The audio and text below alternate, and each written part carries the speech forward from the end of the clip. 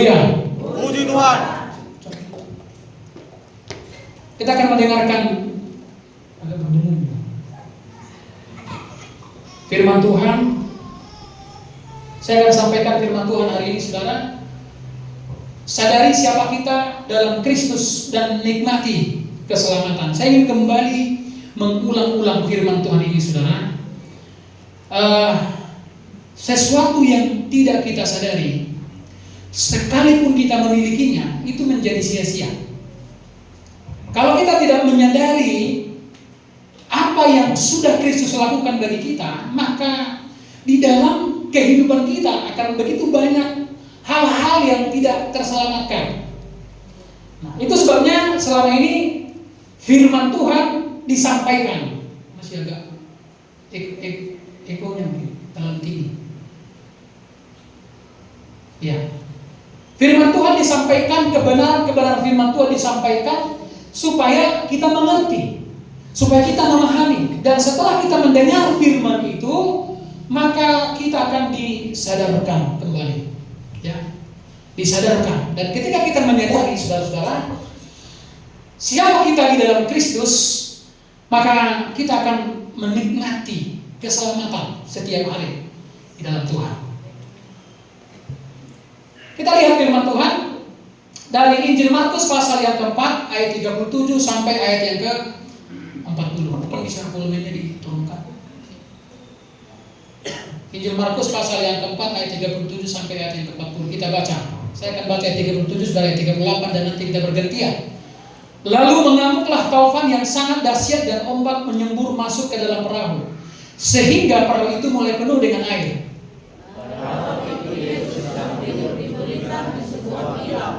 Maka murid-muridnya membangunkan dia dan berkata kepadanya, Guru, engkau tidak peduli kalau kita binasa? Ia pun bangun menghardik angin itu dan berkata kepada danau itu, diam, tenanglah. Lalu angin itu reda dan danau itu menjadi teduh sekali bersama-sama. Lalu ia berkata kepada mereka, mengapa kamu begitu takut? Mengapa kamu tidak percaya? Ini adalah perjalanan pengalaman dari murid Tuhan Yesus. Ya, bagaimana Tuhan Yesus membawa mereka dalam satu perjalanan yang saya percaya Yesus sudah tahu tantangan. Ya, artinya Yesus sedang menguji mereka, membawa mereka dalam satu perjalanan yang akan ada tantangan ke depan. Dan kemudian saudara-saudara kita melihat bagaimana reaksi daripada murid-murid Tuhan Yesus ini, saudara. Kita melihat bahwa mereka sangat panik, ketakutan dengan luar biasa. Dan kalau sudah panik, kalau sudah ketakutan, percayalah maka kita tidak akan pernah menikmati sesuatu yang baik. Orang yang takut, orang yang panik, tidak akan bisa menikmati sesuatu yang baik. Beberapa poin penting yang menjadi pelajaran bagi kita melalui peristiwa ini, perhatikan. Kisah ini, saudara-saudara, terjadi setelah Yesus mulai mengajarkan tentang Injil Kerajaan Surga, Injil kasih karunia. Ketika Yesus menyampaikan, mulai mengajarkan tentang Injil kasih karunia, maka dia mulai melatih murid-muridnya untuk mulai menghidupi ya firman itu. Sama juga saudara-saudara, mungkin kita sering berpikir, kenapa dalam hidup saya banyak masalah? Ya, saya sudah mencoba ikut Tuhan, saya sudah mencoba setia beribadah, tapi kenapa masalah ini tidak berlalu gitu. Terus saja masalah ini mengikuti aku. Ya, apa tujuan daripada semua? Kenapa Yesus mengizinkan? Perhatikan saudara, masalah diizinkan untuk menguji iman. Ya, sekali lagi, masalah diizinkan untuk menguji iman. Melalui apa yang mereka dengar. Ingat, iman itu timbul dari mendengar firman Tuhan. Sama seperti kita. Selama ini kita sudah mendengar firman Tuhan. Ya. Dan pastinya iman timbul. Dan ketika imanmu sudah mulai timbul, maka engkau perlu diuji. Ya. Jadi sama kepada murid-murid Tuhan Yesus. Ketika mereka sudah mulai beriman kepada Yesus melalui pemberitaan firman, maka mereka mulai diuji.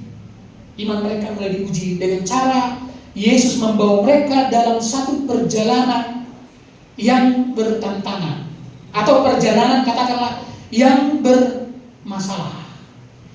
Di sini adalah ujian kehidupan. Dalam kitab Ayub pasal 1 ayat yang ke-22, perhatikan. Inilah kualitas Ayub yang sesungguhnya. Jadi Ayub itu tidak perlu mengklaim dia orang Kristen, contoh kalau istilah sekarang. Ayub tidak perlu mengklaim bahwa dia adalah orang benar. Kepada orang, dia nggak membanggakan siapa dia di dalam Tuhan. Tetapi kualitas daripada Ayub membuktikan bahwa dia tahan uji. Ayub pasal 1 dan 2. Dalam kesemuanya itu, Ayub tidak berbuat dosa dan tidak menuduh Allah berbuat yang kurang patut. Apa yang dialami oleh Ayub? Mungkin kita semua tahu. Nanti sudah bisa baca di kitab Ayub. Apa yang dialami oleh Ayub itu tidak main-main. Ya, banyak masalah. Perhatikan, kalau Anda mendapatkan masalah karena Anda orang yang bermasalah, itu lumrah. Percayalah, orang yang bermasalah pasti akan menghadapi banyak masalah. Tapi Ayub ini bukan orang yang bermasalah. Ya, siapa yang mengatakan bahwa dia orang benar? Itu keluar dari mulut Allah sendiri. Allah mengatakan bahwa tidak seorang pun seperti Ayub. Dia orang yang benar, dia orang yang saleh. Tetapi orang benar mendapatkan masalah, itu yang aneh, saudara. Dan disinilah banyak orang Kristen tidak tahan uji. Jangan berpikir ketika engkau sudah mulai dekat dengan Tuhan, ya, maka keadaannya akan seperti dalam danau yang tenang. Tidak ada masalah. Tidak, saudara. Ya, akan ada ujian untuk membuktikan kualitas iman. Amin. Seperti apa kualitas iman? Saya agak sedih. Ya. Saya lihat sebelah kanan, sebelah kiri juga, kursi-kursi kita banyak yang kosong. Kenapa bisa kosong? Di mana penghuninya? Ya. Yang pasti adalah semua tantangan iman. Semua diuji. Ingat saudara-saudara. Jadi Ayub melalui masalah yang dia hadapi, ujian yang diizinkan Tuhan, Alkitab mencatat dia tidak berbuat dosa dengan mulutnya. Kadang-kadang kan kalau nggak pas di hati kita dengan apa yang terjadi dalam hidup kita, apa yang keluar dari mulut kita, ya, sebagian mengumpat, sebagian mengatakan, oh, Tuhan bagaimana ini? Termasuklah musim kemarau yang berkepanjangan sampai hari ini. Selalu saya katakan bagi jemaat yang bertani, bagaimana sikap, reaksi dan respon? Saya percaya kenapa Ayub bisa sehebat ini, karena dia menyadari siapa dia di dalam Tuhan. Kalau saudara menyadari siapa saudara dalam Tuhan, maka saudara tidak akan pernah berpikir secara diam. Saudara tidak akan pernah berpikir negatif. Karena orang yang menyadari siapa dia di dalam Tuhan, ya, pasti percaya semua yang Tuhan izinkan itu untuk kebaikannya. Meskipun yang terjadi secara mata jasmania itu sedang tidak baik saja. Ayub bisa mengklaim itu, saudara. Masalahnya begitu hebat. Tapi sekali lagi Alkitab mencatat dia tidak berdosa dengan mulutnya. Selanjutnya perhatikan. Sumber masalah itu bukan dari luar diri kita. Jadi dari kisah yang kita baca tadi, kenapa Roh Kudus menitipkan itu kepada penulis supaya kisah itu ditulis kembali. Jadi ada pelajaran-pelajaran yang Tuhan mau kita belajar dari peristiwa itu. Yang pertama tadi saudara adalah masalah diizinkan untuk menguji iman. Amin. Amin. Haleluya. Jadi pastikan masalah saudara hari ini bukan karena saudara yang bermasalah. Ya. Apa itu maksudnya Pak Gembala? Masalah yang datang karena saya bermasalah. Contoh, dia sakit karena sering masuk angin, keluyuran, begadang, nggak tidur sepanjang minggu, kemudian dia sakit. Setelah dia sakit, apakah Tuhan ini ujian darimu? Kira-kira ujian dari siapa itu? Itu artinya masalah yang timbul daripada gaya hidup, ya, masalah yang timbul dari kesalahan sendiri. Tapi ada orang yang menjaga kesehatannya, ya. Dia sudah mencoba hidup di dalam kebenaran, tetapi tetap ada masalah. Maka itulah sebagai ujian. Jadi sumber masalah itu bukan dari luar diri kita. Murid-murid tadi coba ingin menganalisa, di mana masalahnya? Kalau seandainya waktu itu kita ada wartawan di situ dan kita adalah wartawan, yang kita tanya kepada Petrus, ya, Petrus, masalahnya di mana? Pasti dia akan mengatakan, oh, masalahnya itu karena badai, masalahnya itu karena angin yang kencang, sehingga kami ketakutan. Jadi ketakutan itu penyebabnya bukan dari luar. Amin. Bukan dari luar diri kita. Yesus menegaskan itu. Apa tandanya Pak Gembala kalau ketakutan itu tidak bersumber dari luar? Buktinya Yesus tertidur di tengah taufan yang hebat, angin yang mengancam mereka, badai yang luar biasa. Yesus tertidur. Kenapa Yesus tertidur? Karena dia tidak punya masalah. Ya, kenapa dia tidak punya masalah? Karena dia tidak bermasalah. Ya, jadi orang yang bermasalah pasti punya banyak masalah. Dan biasanya orang yang bermasalah pasti akan selalu membagikan masalahnya kepada orang lain, sehingga orang lain pun jadi ikut-ikut bermasalah. Jadi saya lihat itu, mungkin siapa yang membagikan di Facebook, orang yang toksik, ya, toksik. Jadi kalau saudara bermasalah, tak usah menceritakan kepada orang lain. Dan biasanya kan setiap orang pasti akan membela dirinya. Ya, agak jarang kita lihat orang berani mengakui kesalahannya. Kalaupun dia berani mengakui kesalahannya, kira-kira seperti ini. Aku memang jujurlah, salahnya aku. Nah, cuma 5 detik mengucapkan itu. Memang salahnya aku, tapinya itu sampai 10 menit menjelaskan. Aku begini karena selalu menjadikan sumber masalah dari luar dirinya. Alkitab tidak pernah mengatakan itu. Ya, jadi tetapi dari dalam diri seseorang. Jadi bukan dari luar. Sumber masalah bukan dari luar dirimu. Jangan pernah mengatakan bahwa oh, aku begini karena sianu. Aku begini karena itu. Kalau nggak dibuat begini, aku tidak akan begitu. Itu bukan kebenaran. Ya. Tapi kebenarannya adalah bahwa masalah itu sumbernya dari dalam diri kita sendiri. Itu sebabnya orang yang sudah bisa mengalahkan diri sendiri pasti bisa mengalahkan dunia. Anda tahu, saling menyalahkan itu adalah dosa yang paling tua. Itu sudah ada sejak di Taman Eden. Si Hawa menyalahkan? Oh, si Adam menyalahkan? Si Hawa menyalahkan?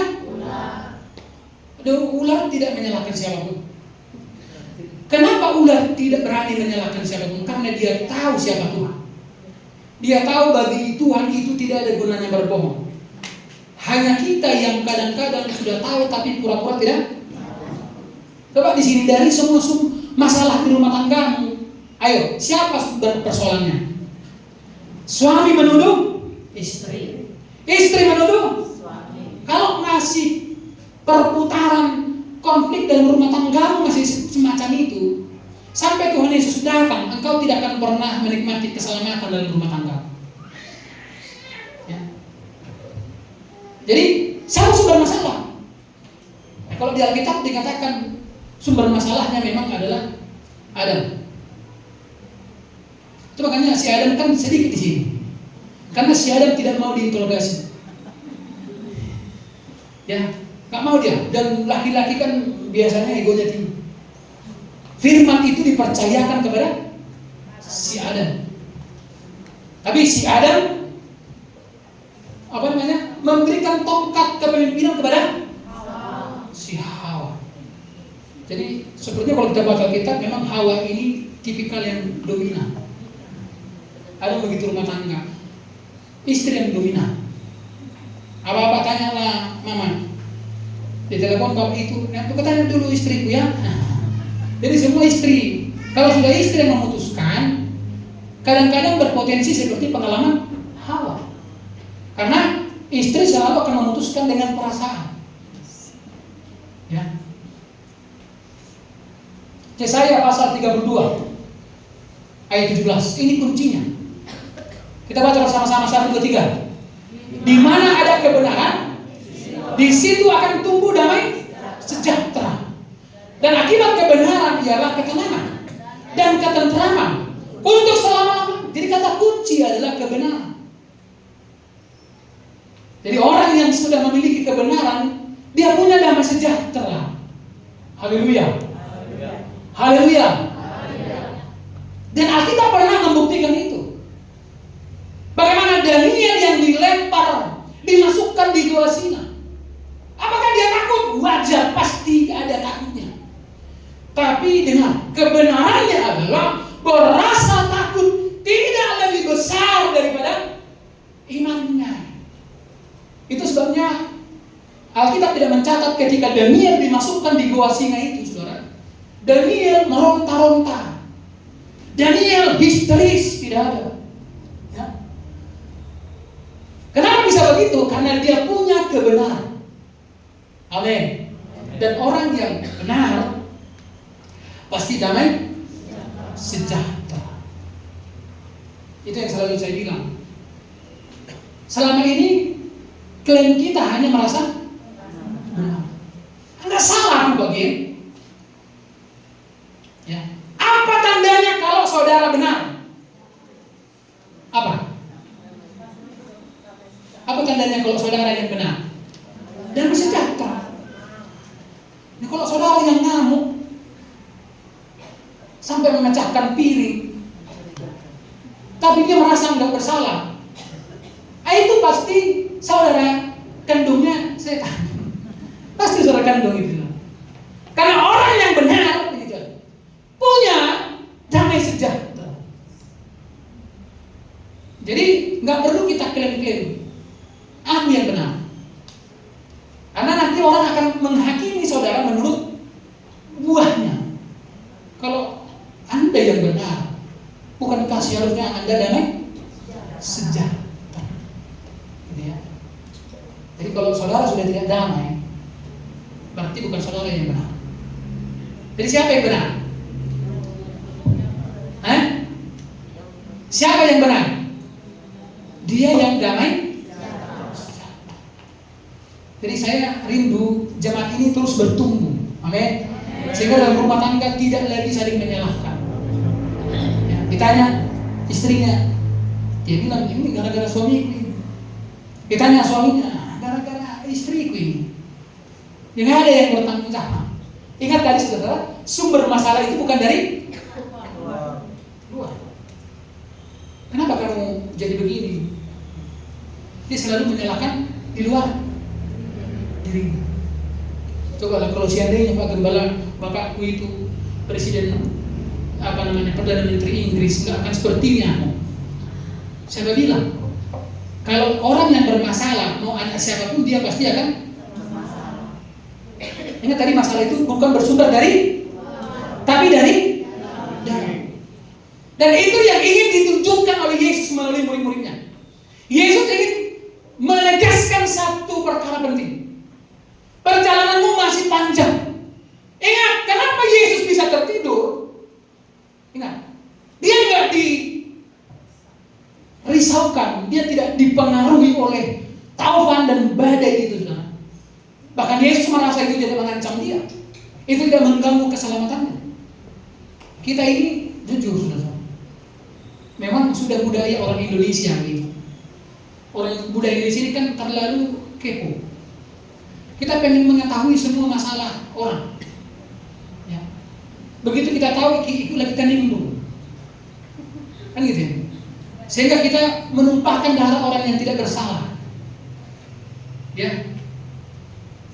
Banyak begitu. Contoh, orang yang tidak mengenal Pak Buas ini bisa mengklaim Pak Buas ini jahat hanya dari cerita satu. Jadi kalau ada orang yang selalu suka menceritakan masalah, bilang begini, nalain mata hatai dah, aku udah banyak masalah, aku bilang begitu. Jadi kau setiap datang kau masalah yang kau bawa, setiap datang kau masalah yang kau bawa, ya. Tapi begitu berhasil bangunmu, nggak kau ingat aku. Jadi selalu nanti masalahnya yang dibagi gitu. Tapi uangnya nggak bakal dibagi. Hindari orang-orang yang semacam ini, saudara. Haleluya. Amin. Lanjut. Coba kita perhatikan dari mana, kenapa orang bisa ketakutan? Ya. Kenapa orang bisa takut? Kenapa orang bisa khawatir? Ingat ya, takut itu manusiawi. Ya, bedakan kata takut dengan ketakutan. Jadi kalau takut itu lumrah. Semua orang pasti punya rasa takut. Hanya kadarnya yang berbeda. Ada orang, ya, ada orang tua misalnya, anaknya yang kuliah 4, takutnya dia, khawatirnya dia, tetapi ketakutan yang masih dalam tahap dosis dokter. Jadi ketakutannya nggak terlalu mengganggu apapun. Tapi ada orang belum SMP anaknya, ya, belum SMP anaknya, tapi ketakutannya sudah berlebihan. Nih, bayangkan saja. Berarti kalau sudah ada yang semacam itu, berarti ada sesuatu yang tidak beres. Ya. Jadi dalam Paulus mengatakan, perhatikan ketakutan itu bersumber dari mana? Dari mana, saudara? Markus pasal 4 ayat yang ke-40. Lalu ia berkata kepada mereka, mengapa kamu begitu takut? Yesus bertanya, mengapa kamu begitu takut? Mengapa kamu tidak? Jadi kenapa mereka takut? Karena mereka nggak percaya. Jadi semua sumber ketakutanmu itu adalah dari saudara tidak percaya kepada Tuhan. Orang yang tidak menyadari tentang keberadaan Tuhan dalam dirinya, ya, pasti akan mengalami ketakutan. Itu makanya tadi judul firman Tuhan ini adalah sadari siapa kita di dalam Kristus, maka nikmatilah keselamatan. Sudah bertahun-tahun, makanya minggu yang lalu saya bilang iblis nggak terlalu peduli kalau saudara sampai ubanan di sini.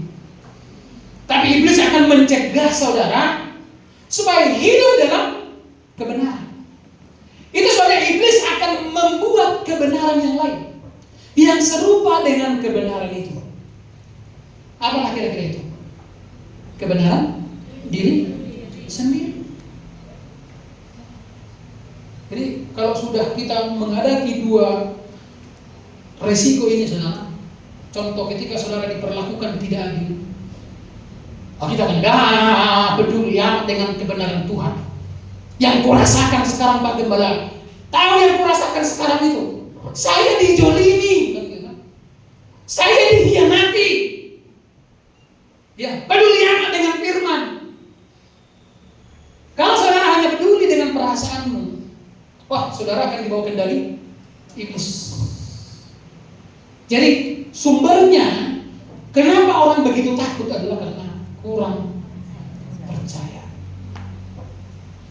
Dengar, kalau saudara sudah kurang percaya, maka yang saudara mulai tonjolkan apa? Apa? Kira-kira. Kalau imanmu sudah mulai kurang, apa yang saudara tonjolkan? Kekuatanmu. Ya, kekuatanmu udah mulai ditonjolkan. Dan begitu saudara sudah mulai menonjolkan kekuatanmu, maka siap-siaplah saudara akan dihabisi. Itu sebabnya iblis tahu zona yang paling aman bagi orang percaya adalah zona kasih karunia. Zona kasih karunia itu begini. Hukumnya adalah apa itu? Yang ditonjolkan siapa? Yesus. Perbuatan Tuhan itu yang ditonjolkan. Begitu sudah keluar dari zona kasih karunia, maka perbuatan Kristus menjadi tidak berefek, dan saudara mulai mengandalkan. Jadi kalau misalnya kita tanya, kita selidiki, saudara, penyebab ketakutan daripada murid-murid Tuhan Yesus itu adalah karena mereka lebih menyadari, ya, mereka lebih menyadari kekuatannya sendiri daripada Kristus yang bersama dengan mereka. Ya, jadi mereka fokus kepada kekuatan dirinya sendiri, padahal di situ ada Kristus. Aja begini, Kristus jadi tidak berefek bagi mereka di situ. Itu sama dengan begini.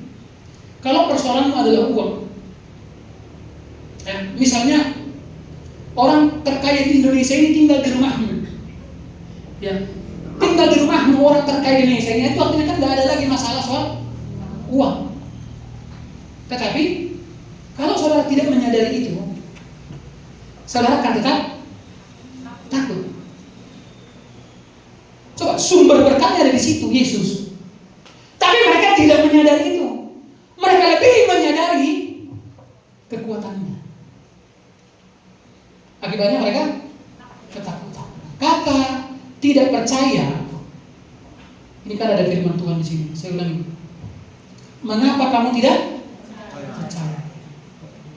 Kata tidak percaya di sini, saudara, itu berbeda dengan kata tidak percaya di sini bukan seperti kepada mereka yang sedang menuju neraka. Jadi kata tidak percaya di sini berbeda dengan tidak percaya yang belum lahir baru. Ya, itu berbeda. Adanya orang percaya tapi tidak percaya. Contoh, banyak orang Batak tapi nggak tahu bahasa Batak. Banyak nggak itu? Hah? Ada di sini. Orang Batak tapi nggak tahu. Apakah ketika dia tidak tahu bahasa Batak terus kemudian status kebatakannya hilang? Tidak. Banyak orang yang sudah percaya, statusnya orang percaya, tapi tidak percaya. Jadi bedakan itu. Tidak percaya di sini itu artinya apa? Tidak menyadari siapa dan apa posisi mereka di dalam Kristus Yesus. Itu sama seperti seorang anak. Begitu udah tanggal 1, dia sudah mulai khawatir. Gimana dengan sekolah penantinya? Gimana lah nanti uang jajan begini? Ya biasanya memang kalau orang tua yang tidak bertanggung jawab pasti akan dikhawatirkan oleh anak-anaknya. Ya, tapi kalau orang tua yang bertanggung jawab, maka selalu saya bilang kepada anak-anak, fokusmu sekolah. Ya. Artinya memikirkan sekolah kan bukan bagian dia. Itu bagian orang tua. Sama juga seperti kita sekarang. Fokus saja kepada Kristus. Tuhan bertanggung jawab. Amin. Amin. Nggak tahu nih Pak Gembala. Cicilanku ini, ngeri kali ini. Orang bersemangat menyambut bulan Agustus ini karena hari kemerdekaan. Tapi bagi saya, setiap bulan itu adalah bulan-bulan yang penuh dengan ancaman. Jangan takut, saudara. Begitu saudara fokus dengan kekuatanmu, pasti saudara akan khawatir. Tapi kalau ingat siapa saudara di dalam Kristus, pasti semuanya akan tercukupi. Belum lagi bendahara pembangunan yang masuk di grup. Ini sudah bulan Agustus. Ya. Sudah mulai dihimbau kita melunaskan apa yang sudah kita janjikan. Saya menghimbau jangan sampai ada yang tidak membayar sekarang. Karena itu akan menjadi persoalan nanti dalam kehidupan kita.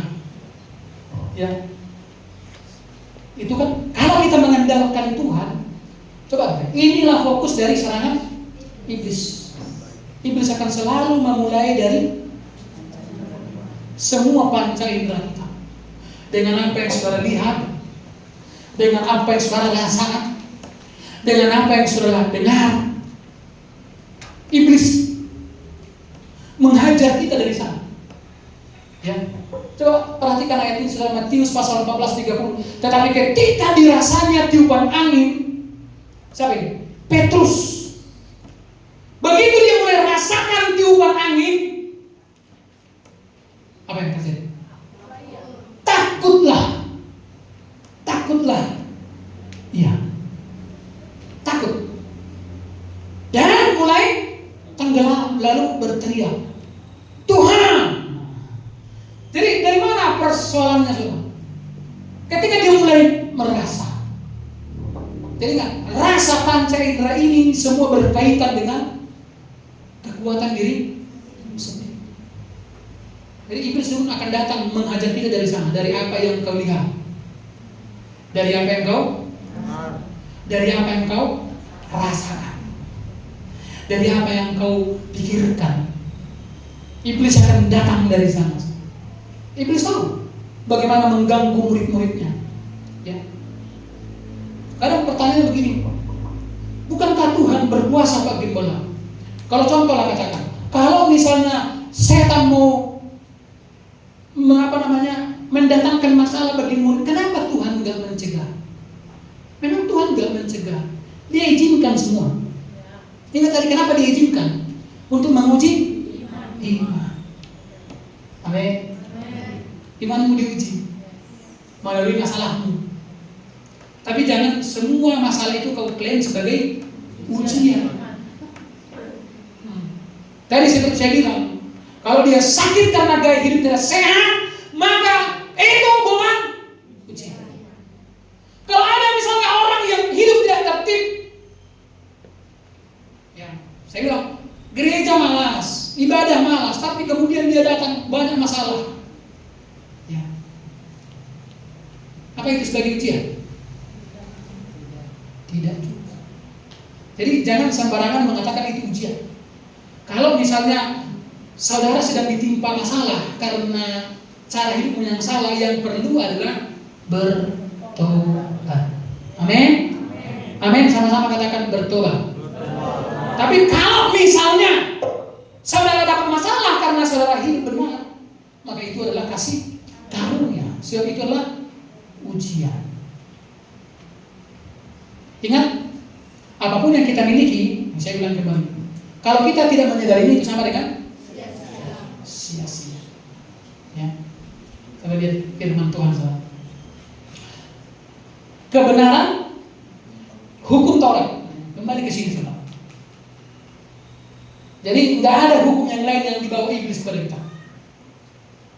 Dia nggak akan datang daripada hukum pidana, hukum perdata, hukum tata negara. Iblis nggak ada urusan dengan itu semua. Ya. Iblis tahu akarnya dari mana. Kebenaran hukum Taurat akan menjadi satu-satunya hukum yang membuat kita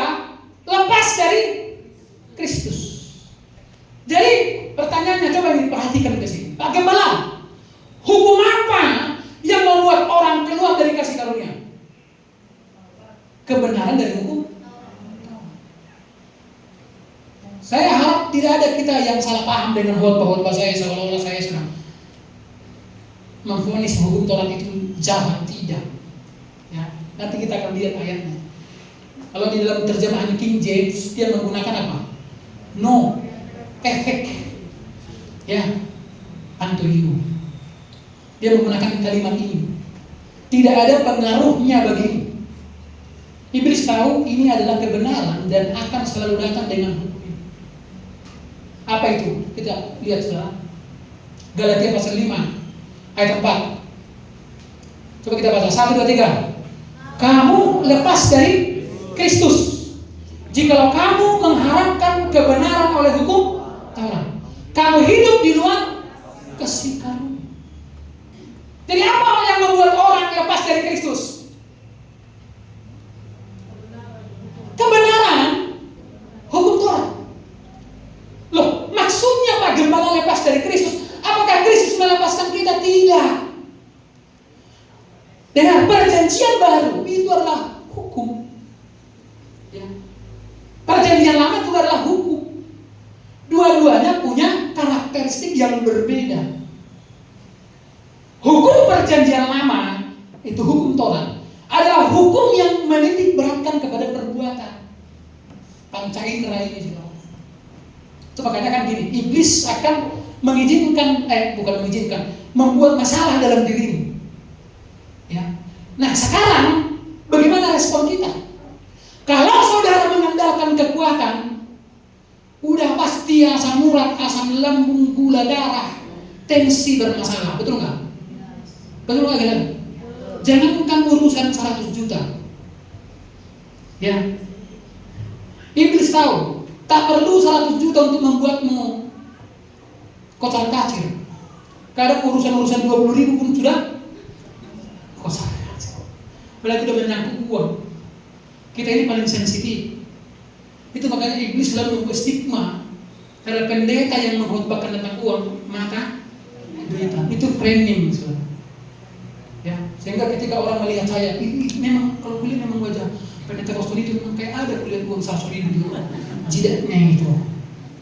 Bisa. Karena ini sensitif sekali. Sangat sensitif. Ya, makanya tadi saya bilang, kamu lepas dari Kristus. Itu dalam terjemahan King James-nya itu dia katakan no effect unto you. Artinya apa? Tidak ada. Tidak. Jadi Kristus itu jadi nggak berpengaruh.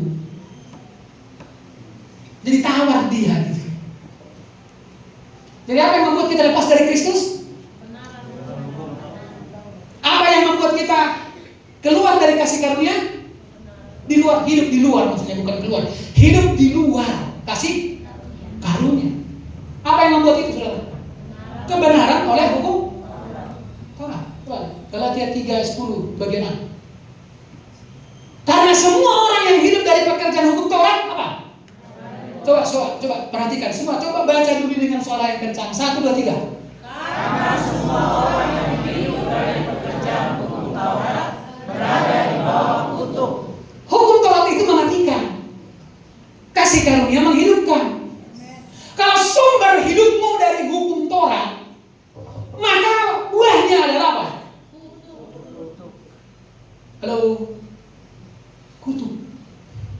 Tapi kalau akar sumber hidup kita dari kasih karunia, apa buahnya? Soy life. Ya. Hidup yang berkemenangan. Haleluya. Inilah bagian persoalannya. Masalahnya aku percaya, ini percaya. Ya. Tapi kenapa buahnya masih kutuk? Jadi hati-hati, saudara. Sekarang banyak khotbah, nah, ingat, semua sudah Yesus tanggung di atas kayu salib. Semua kutuk ditanggung di atas kayu salib. Kutuk kemiskinan. Kau rela apa? Kaya jadi miskin. Semua kutuk sudah ditanggung di atas kayu salib. Tapi semuanya itu di dalam Kristus. Masalahnya kalau kita nggak di dalam Kristus, siapa yang menanggung kutuk kita? Halo. Halo. Itu makanya Makanya khotbah minggu yang lalu kan begini, tidak semua area dalam kehidupan kita menerima penebusan. Ya, kalau keselamatan saya sudah serahkan ke surga, ya ke surga. Tapi bagian-bagian hidupmu enggak rela ditebus. Saya tidak percaya orang yang hidup tidak tertib, tidak teratur mengalami kasih karunia. Mungkin gak itu? Ya. Apakah Tuhan memberikan kasih karunia kepada orang yang hidupnya tidak tertib? Yes. Ingat, pengampunan Kristus kepada semua orang. Tapi kalau kehidupan tidak di dalam Kristus, ingat, kehidupan yang tidak di dalam Kristus, ingat, semuanya kita tanggung sendiri. Hutangmu kau tanggung sendiri. Amin. Dosaku tak akan pernah berimbang dengan kasih karuniamu. Itu di dalam Kristus. Di dalam Kristus dia yang tanggung. Itu sama seperti begini contoh. Oke. Apa masalahmu rupanya? Kalau saya 1, 2, 3 sampai 170 masalahmu. Oke. Gini, saya selesaikan semua masalahmu. Masalahmu, aku yang tanggung semua. Syaratnya apa? Kau tinggal di rumahku. Kau tak perlu ngapa-ngapain di rumahku. Penting tinggal aja di rumahku. Jangan keluar dari rumahku. Gitu. Kira-kira seperti kan itu yang ditawarkan kepada kita. Oke, kira-kira. Datanglah kita ke rumah. Datang kita selama kita di dalam rumahnya kita aman. Begitu kita keluar dari kasih karunia. Jadi rumah kita sekarang adalah rumah kasih karunia. Ibrahim mengatakan rumah inilah yang tidak akan tergoncang. Ingat, dunia ini sudah diperbuatkan akan mengalami goncangan yang hebat. Panas ini tidak akan turun-turun, saudara. Akan terus meningkat dan peningkatan. Tapi Tuhan membuat kerajaan di bumi. Dan kerajaan adalah kasih karunia. Amin. Siapa yang berlindung di sana, dia akan aman. Haleluya. Tapi Pak Gembala, masalahnya enggak semua. Cuma jadi gua aja yang berlindung di situ. Semuanya masih di luar kasih karunia, makanya enggak aman. Ada orang sudah dikasih karunia hidupnya, tapi dompetnya di luar kasih karunia. Dompetnya masih di luar kasih karunia. Makanya dompetnya pun ikut terguncang. Haleluya. Ya, ingat, semua orang yang hidup dari pekerjaan hukum Taurat berada di bawah kutuk. Saudara masih percaya dengan kutuk? Masih percaya dengan kutuk? Masih? Halo, masih percaya dengan kutuk? Masih percaya atau tidak?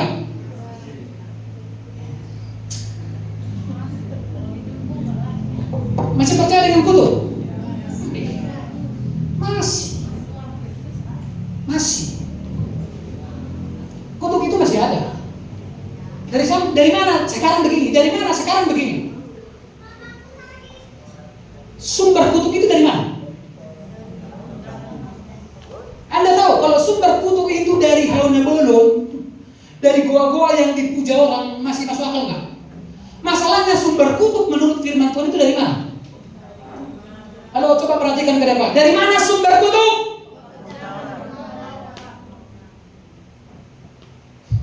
Sesuatu yang kudus. Nah, sekarang kita lihat sekarang firman Tuhan Roma pasal 7 ayat 7 sampai 8, ayat 11 sampai 12 kita perhatikan ini ya, jangan ada dulu yang padangan-padangan. Jika demikian, apakah yang hendak kita katakan? Apakah hukum Taurat itu dosa? Ini Paulus mengatakan. Ini dengar ya, supaya nggak ada yang salah paham. Jadi jangan nanti ada yang berpikir ini Pak Pendeta ini seperti menghina hukum Taurat. Pendeta kami mengatakan hukum Taurat dosa. Ada nggak pernah saya katakan hukum Taurat dosa? Kebenarannya. Jika demikian, apakah yang hendak kita katakan? Apakah hukum Taurat itu dosa? Sekali-kali tidak. Sebaliknya, ini perhatikan. Sebaliknya, justru oleh hukum Taurat aku telah mengenal dosa.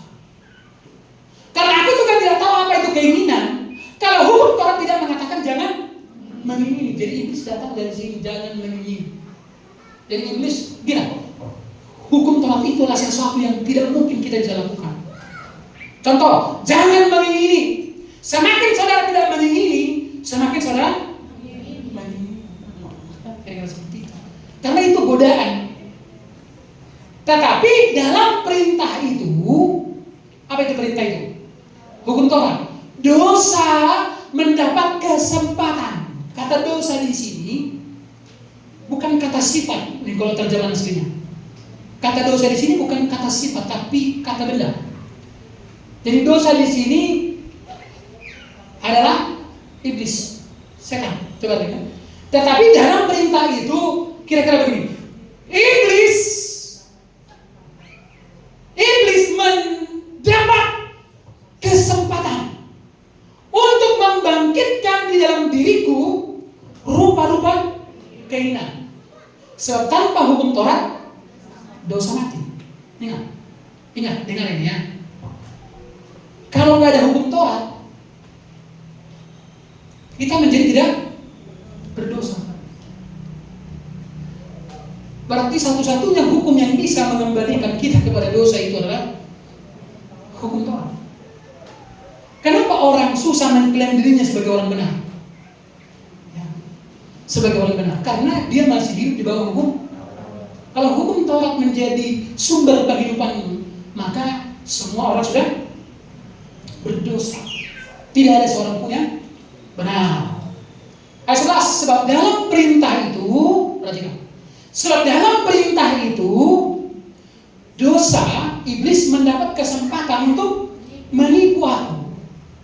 Dan oleh perintah itu, ia membunuh aku. Ya. Jadi hukum Taurat itu adalah hukum yang sempurna. Siapapun yang hidup di bawahnya wajib sempurna. Makanya kita pun selalu pengen yang sempurna. Walaupun kita nggak betul nggak kira-kira?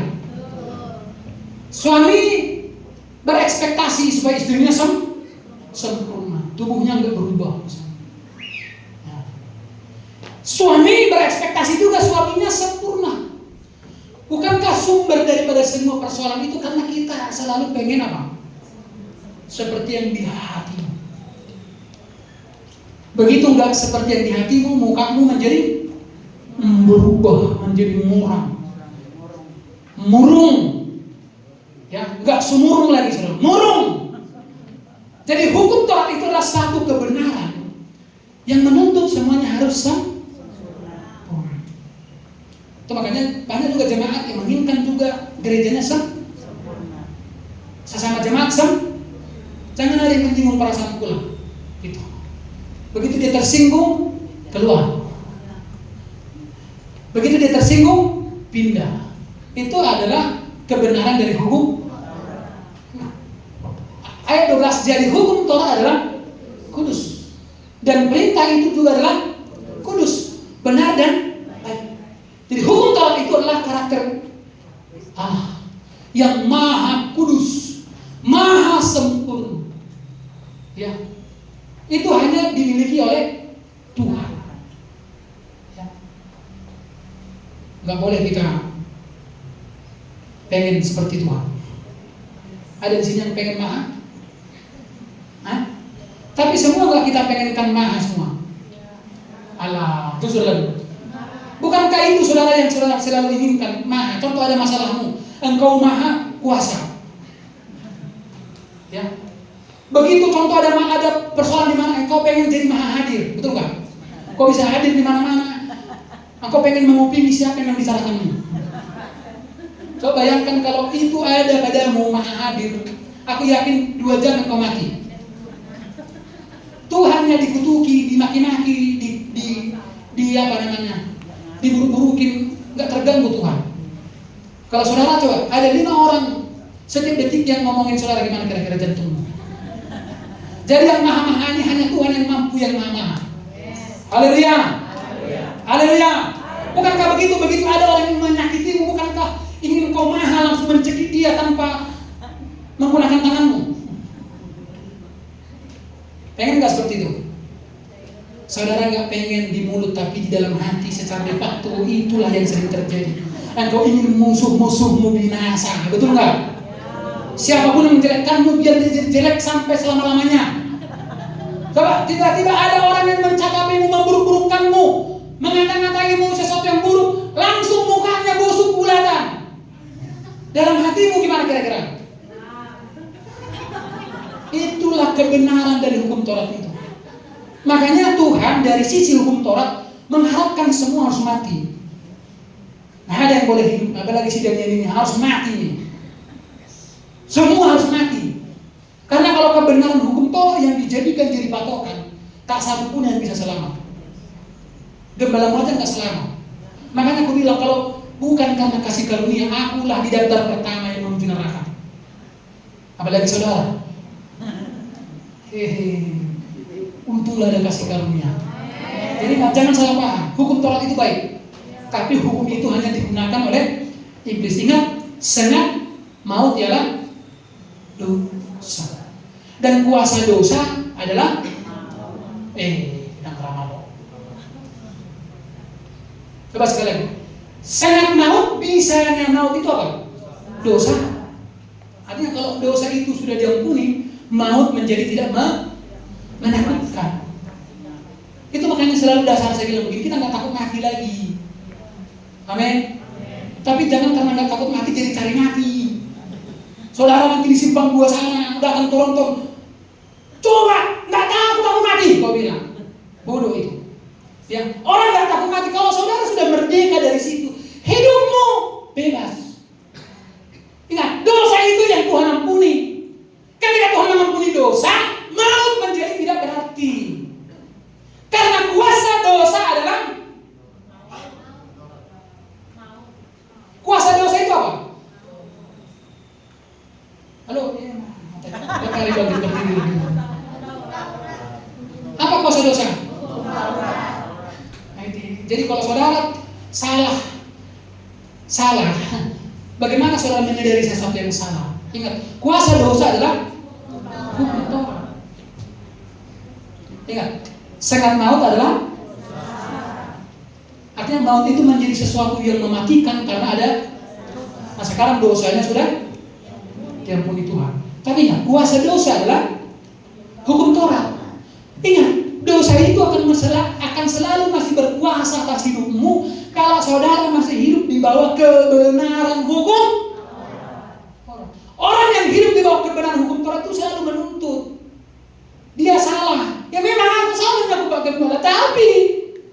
Tapi coba, dia akui satu kesalahan, tapi dia sudah menyalahkan orang lain 15 kali. Itulah kebenaran dari hukum. Karena kebenaran hukum Taurat enggak. Kamu yang benar, orang lainnya. Karena itu sifat Tuhan yang tidak pernah salah. Orang lain yang salah. Jadi hukum Taurat itu makanya lagi-lagi itu makanya begitu mereka makan itu langsung berubah mereka menjadi berdosa. Sampai di sini paham? Sampai di sini paham? Ini kayaknya kita lebih suka hukum Taurat ya. Kasih begini. Tahu nggak? Makanya selalu saya bilang GPD 5.000 itu sekarang diwanti-wanti. Saudara yang masih dugul beribadah kan gitu. Saudara masih dugul beribadah sekalian kan? Masih dugul. Iblis bilang ke saudara masih dugul. Dia nggak persoalkan itu. Tapi begitu saudara duduk dengan firman, dia mulai ganggu konsentrasimu. Ya. Dia mulai ganggu konsentrasimu. Dengan apa? Dengan panca. Aku tadi merasakan tadi panca indera aku terganggu tadi. Pengampuran soal kita ini dari tadi di luar kasih karunia aku rasa. Ya. Hukum Taurat adalah hukum yang menitik beratkan kepada pikiran dan coba Wahyu pasal 13 dan 16. Wahyu pasal 13-16 kita baca 1, 2, 3. Dan ia menyebabkan sehingga kepada semua orang, kecil atau besar, kaya atau miskin, Merdeka atau hamba diberi tanda pada tangan kanannya atau pada dahinya. ini yang jadi sekarang menjadi persoalan bagi banyak tafsiran tentang eskatologi. Sebetulnya tanda yang akan diberikan itu apakah itu berupa cap? Contohnya nanti di dahi si Marco ini di 6666 begitu, atau di tangannya. Begitu nggak kira-kira? Sehingga kita sekarang mulai mengantisipasi yang tidak diantisipasi oleh Tuhan. Hati-hati barcode. Sekarang kan viral karena ada barcode di tangannya. Sehingga di supermarket dia cuma tinggal begini. Oh, kedatangan Tuhan sudah dekat. Dari dulu kedatangan Tuhan sudah dekat. Dengarin semua. Dengarkan. Apakah selalu begini?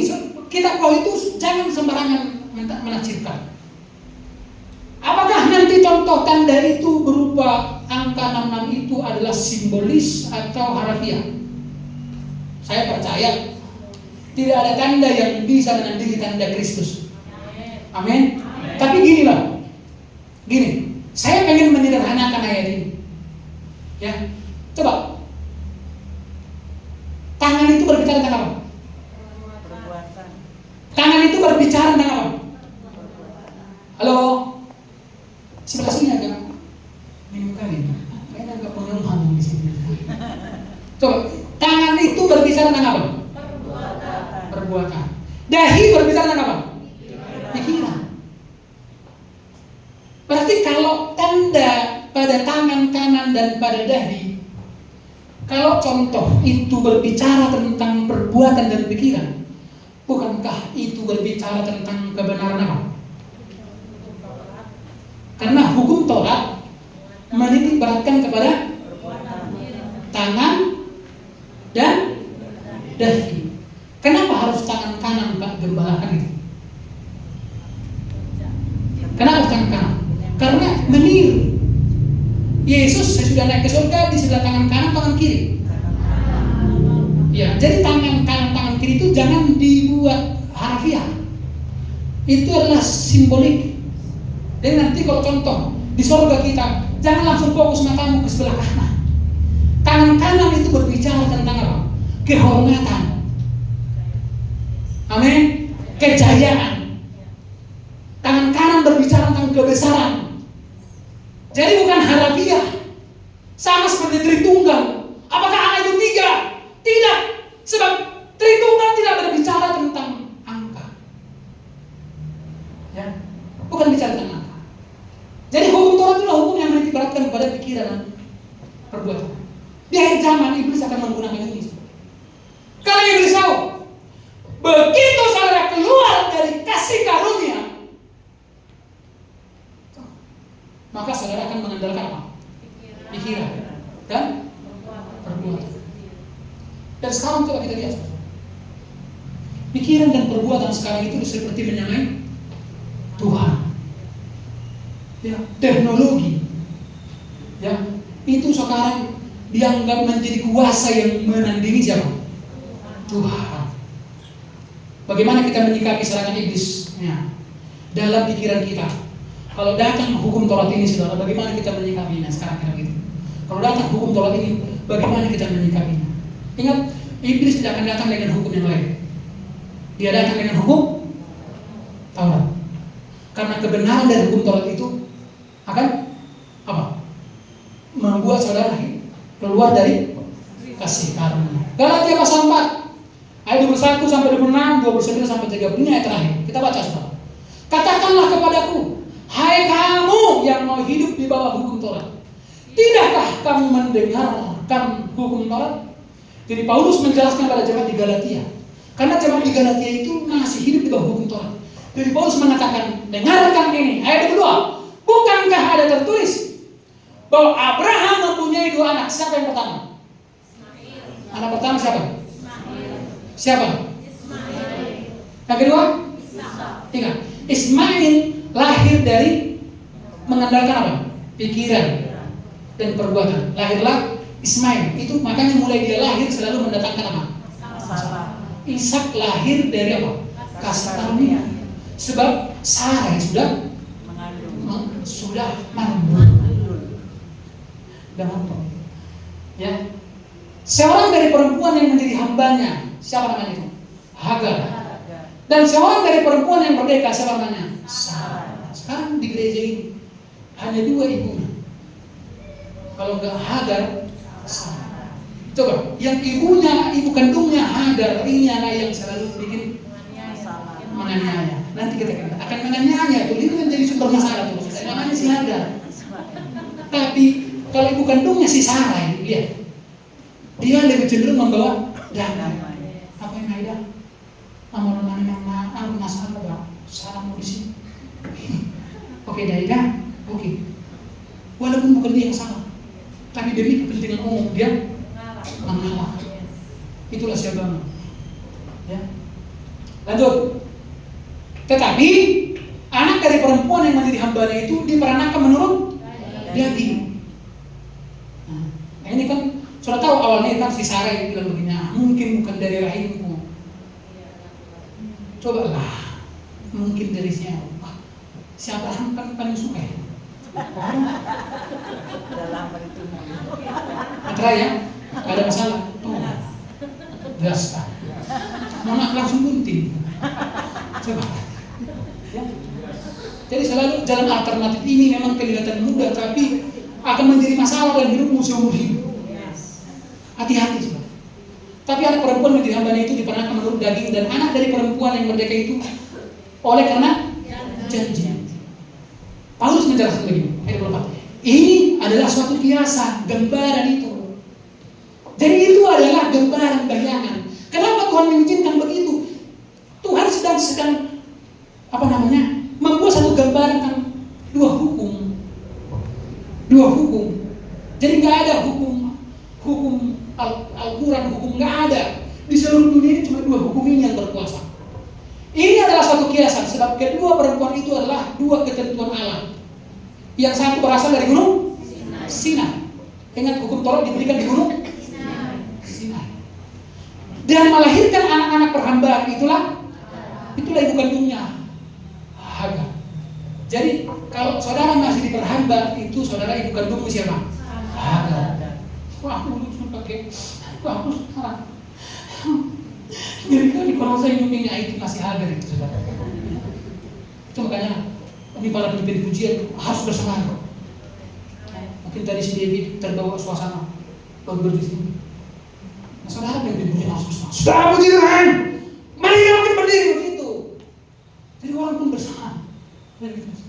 Jangan masalahku saudara. Ya, tapi kita coba lah memuji Tuhan. Kita coba sekuat tenaga kita. Ayat 5, Hagar ialah gunung Sinai di tanah. Jadi ini nggak ada kaitannya dengan Muslim. Ya. Dan dia sama dengan Yerusalem yang sekarang, karena ia hidup dari dalam perhambaan dengan anak-anak. Tetapi Yerusalem surgawi adalah perempuan yang dan ialah ibu kita. Siapa? Sarah itu berbicara tentang Yerusalem surgawi, bukan Yerusalem yang sekarang. Oh, Yerusalem, kota mulia. Yerusalem aman nggak sekarang? Nggak aman. Yerusalem itu dari dulu nggak pernah aman. Yang dimaksud Yerusalem, Yerusalem Nabi. Itu maksudnya. Jadi bukan kita, Yerusalem surgawi. Amin. Bukan Yerusalem yang sekarang. Yerusalem yang sekarang mereka lagi hidup bawah hukum Taurat.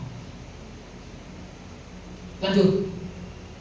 Tetapi, baca 1, 2, 3. Coba dulu, serius dulu membaca suara. Baca firman Tuhan itu kasih suara terbaik. 1, 2, 3. Tetapi seperti dahulu, dia yang diperanakkan menurut daging, Menganiaya yang diperanakkan menurut roh. Demikian juga sekarang. Jadi siapa sumber masalahnya sekarang? Anak-anak Hagar. Ada sekarang Hagar? Pokoknya ada masalah pasti ada di sini dia. Oh, Hagar itu. Bilang ke kamu, oh Hagar. Kau Hagar atau Kau anak-anak yang dari Hagar tahu Sarai belum? Secara hukum memang Sarai, terkesan de facto Hagarisasi. Coba ini yang selalu menganiaya. Kenapa orang yang selalu menganiaya itu? Karena mengandalkan hukum apa? Pikiran dan dahi dan jadi nggak usah terlalu takut menerjemahkan. Berarti nanti itu nama Pak Gen. Nanti kau lihat Pak Mira atau Pak Winas datang 66 di sini. Makanya karena aku bilang kalau ada yang kau kasih mobil 66 platnya mau nggak? Siapa takut? Nanti saya akan kaget.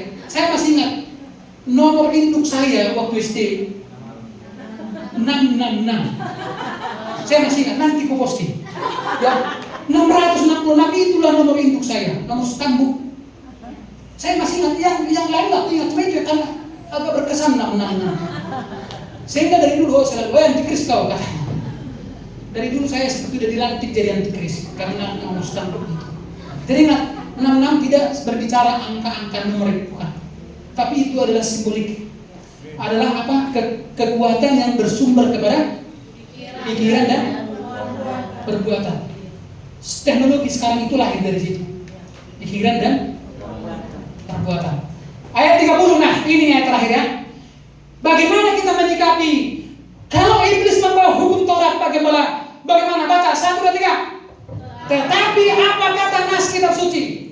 Usirlah hamba perempuan itu beserta anaknya. Sebab anak hamba perempuan itu tidak akan menjadi ahli waris bersama-sama dengan anak. Bagaimana sikap kita?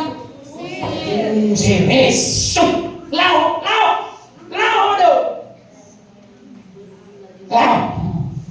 Aku sekarang dalam Kristus.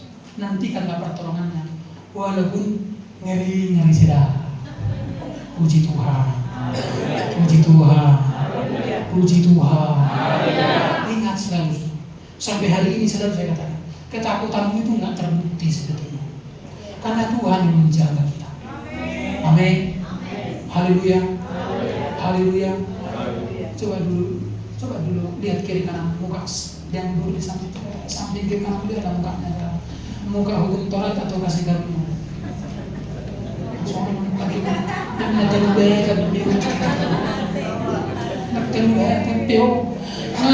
apa namanya kalau di apa ngapurubah katanya, tahu purba? Bukan Pak Purba, bukan. Kalau bahasa Batak ngapurubah ini sudah takdirku katanya. Ngapurubah. Soalnya dari ayah duwina lebih na rumah. Dulu kalau saya dari Garuda kita tunggu dengar lagi mirip kali sampai nangis karena memang dilihat dompet nggak berisi gitu. Jadi kayak ada berubah tua sehingga kita menyalahkan orang tua. Tidak. Hukum Taurat adalah hukum yang menitikberatkan kepada mari bangkit berdiri semua. Nggak ada yang bisa satu-satunya